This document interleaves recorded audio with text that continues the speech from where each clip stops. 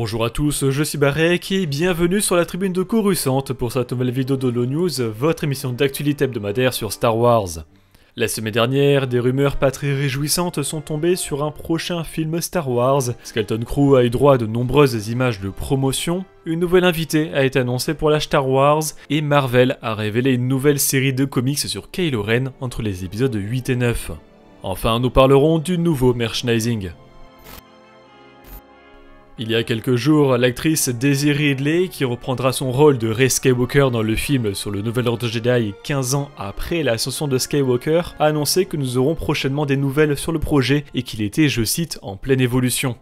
Et justement, une nouvelle est tombée la semaine dernière, mais pas forcément celle à laquelle on aurait pu s'attendre. En effet, le scénariste du film, Steven Knight, s'est retiré du projet. Selon un nouveau rapport de Matt Belloni de Puck News, appuyé par Variety, Steven Knight aurait quitté le projet du Nouvel Ordre Jedi après l'avoir rejoint au premier trimestre 2023, suite au départ des scénaristes originaux du film, Damon Lindelof et Justin Britt Gibson. Lindelof a travaillé sur le projet pendant près de 2 ans avant que Lucasfilm ne lui demande de quitter le projet. Et selon les rumeurs, le scénario de Lindelof mettait en scène une Rey Skywalker âgée et 2 jeunes utilisateurs de la Force. Une fois que Knight a rejoint le projet, le film aurait abandonné l'idée d'une Rey plus âgée. Steven Knight est surtout connu pour son travail sur la série Peaky Blinders, qu'il a créée et qui doit sortir l'année prochaine au cinéma avec justement un scénario de Knight. Steven Knight a également travaillé sur des films tels que Locke et Les Promesses de l'Ombre, ainsi que sur les séries télévisées Taboo et Si. Le rapport de Puck News ne mentionne pas la raison du départ de Knight, mais indique que Lucasfilm serait en train de trouver un nouveau scénariste pour le projet. Le statut de la réalisatrice du film, Charmaine Obaid-Chinoy, n'a pas été mentionné, ce qui laisse supposer que son poste n'est pas menacé. Cependant, le rapport mentionne qu'il est peu probable que le film sorte à la date supposée du 18 décembre 2026, comme l'indiquent de nombreuses rumeurs depuis un moment. Il reste à voir si Lucasfilm tentera de repousser la sortie d'un autre film Star Wars ou de faire un remplacement. Pour rappel, The Mandalorian and Grogu de Jon Favreau sortira en mai 2026 et les dates de décembre 2026 et décembre 2027 sont prévues pour d'autres sorties au cinéma. Comme projet en cours, il y a, en dehors de The Mandalorian and Grogu et le Nouvel Ordre Jedi, le film de James Mangold sur les origines des Jedi, le film de Dave Filoni sur l'ensemble du Mandoverse, Rogue Squadron de Patty Jenkins, Lando de Donald et Steven Glover, le film de Taika Waititi, le film de Sean Levy et la trilogie de Rian Johnson. Selon Daniel Richman via World of Real, le tournage du film de James Mangold sur les origines des Jedi donc devrait commencer l'année prochaine. Alors que le réalisateur a encore un projet en cours, Un parfait inconnu, qui est le biopic sur Bob Dylan qui sort en décembre, Mangold devrait être prêt à commencer à travailler sur Dawn of the Jedi juste après. Cela signifie probablement que le tournage ne commencera pas avant la fin de l'année prochaine, ce qui laisse présager une sortie en 2027 au plus tôt, comme envisagé par les rumeurs depuis un moment.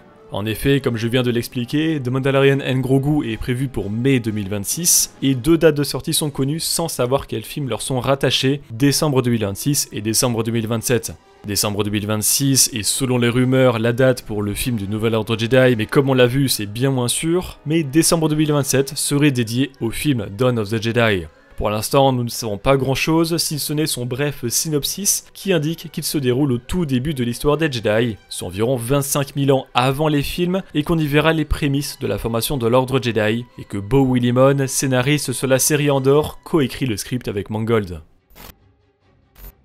StarWars.com a révélé dans sa galerie d'images de nouveaux visuels de Skeleton Crew, la prochaine série Star Wars centrée sur des enfants qui voyagent à travers la galaxie dans une ambiance Goonies. La première image montre le personnage de Tunde Adebimpe, qui n'apparaît pas dans le trailer officiel disponible sur YouTube, mais qui avait passé une tête dans le trailer montré en exclusivité à la Star Wars Celebration l'année dernière. D'après ces images, ce personnage ferait partie d'une sorte de force de l'ordre à la recherche des enfants perdus. La deuxième image présente les 4 enfants, Neil, Wim, Fern et KB, dans une forêt et dans une situation de conflit, visiblement. La troisième image montre Wim plein de boue dans le même environnement forestier que la précédente photo. Et enfin la dernière met en avant Neil et Wim dans un environnement urbain, probablement un marché ou un spatioport. Puis Empire Magazine a aussi révélé de nouvelles images de la série avec Jordana Wood, accompagné de Neil, qui inspecte des inscriptions sur un mur près d'une étendue d'eau. Ce genre d'inscription est souvent retrouvé près des lieux liés à la Force.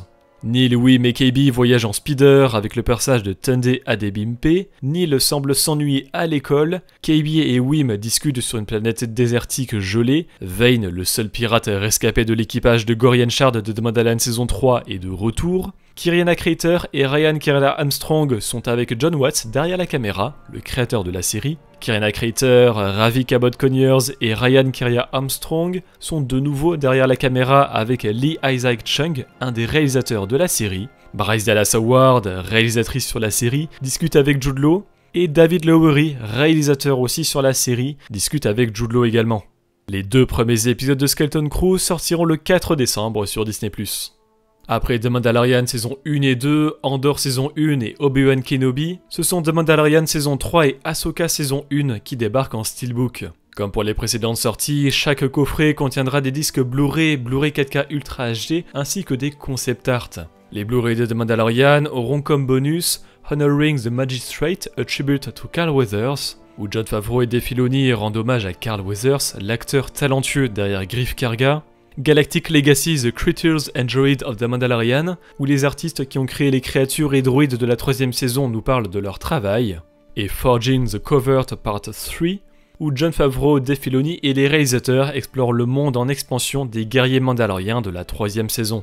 Et enfin, le Blu-ray d'Ahsoka nous proposera Ahsoka Legacy avec les acteurs et l'équipe qui présentent un aperçu du développement de la série live action. Path and Apprentice qui va explorer la dynamique entre Anakin Skywalker et Ahsoka dans le monde entre les mondes. Ghosts of the Past sur les alliés d'Ahsoka, Sabine, Hera, Ezra et Chopper.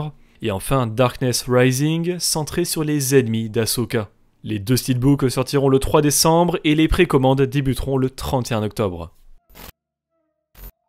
L'organisation de la Star Wars a annoncé une nouvelle invitée, Carol Da Silva, l'actrice qui a interprété Rabe, une des doublures de Padmé dans La Menace Fantôme. Carol Da Silva vient donc se joindre à Chantal Barouin, Hugh Quarshie, Silas Carson, John Fensom, Audrey Sourdive, Samantha Allain, Adrien Larmande, Simon G. Williamson, Tim Dry et Delilah S. Dawson, qui seront présents du 9 au 11 novembre à Boulogne-sur-Mer. L'équipe de la Tribune de Coruscant sera également sur place avec un stand où vous pourrez venir jouer à plusieurs jeux Star Wars. L'association des héritiers de la Force a annoncé la date de la 26e édition de la génération Star Wars et science-fiction qui se tiendra comme d'habitude à QC, soit le week-end du 26 au 27 avril 2025. L'équipe de la Tribune de Coruscant sera une nouvelle fois présente sur place. Comic Shops Assemble, un collectif de libraires indépendants, proposera une couverture alternative du 100% Star Wars Throne Alliance de Panini Comics, l'adaptation du roman éponyme de Timothy Zahn. Cette édition sera limitée à 300 exemplaires, accompagnée d'une lithographie, elle aussi exclusive.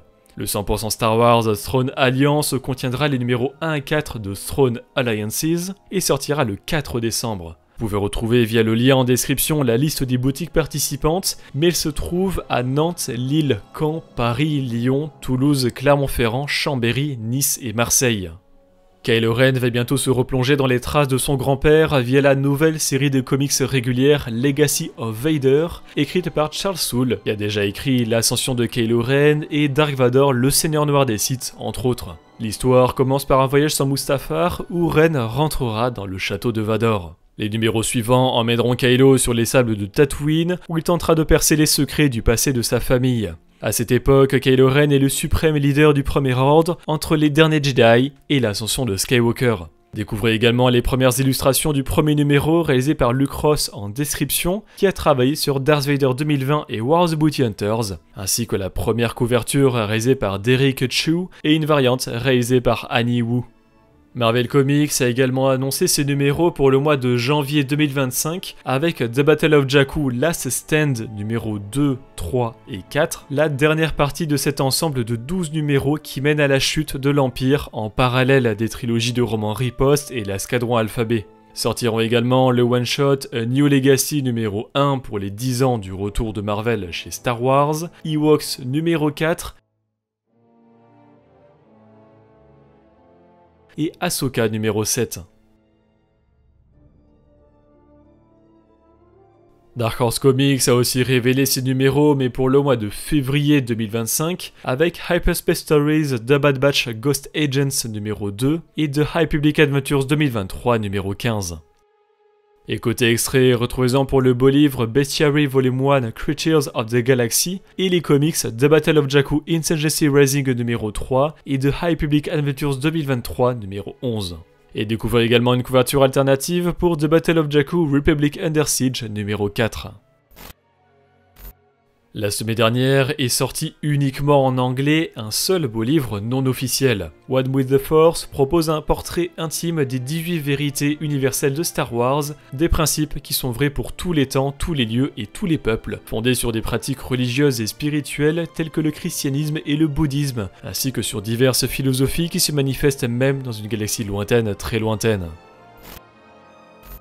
Côté merchandising, Hasbro a annoncé un Cody de la revanche des Sith en The Black Series, et Sabine Wren de Peridea avec un hurleur d'Ahsoka, le Dr Evazad d'un Nouvel Espoir et un Snowtrooper impérial en équipement de combat de Hoth en The Vintage Collection. Jetta Giant a révélé un mini-buste du Purge Trooper de Jedi Fallen Order, un mini-buste d'Asajj Ventress de The Clone Wars, et une figurine Premiere Collection du Capitaine Fordo de Clone Wars.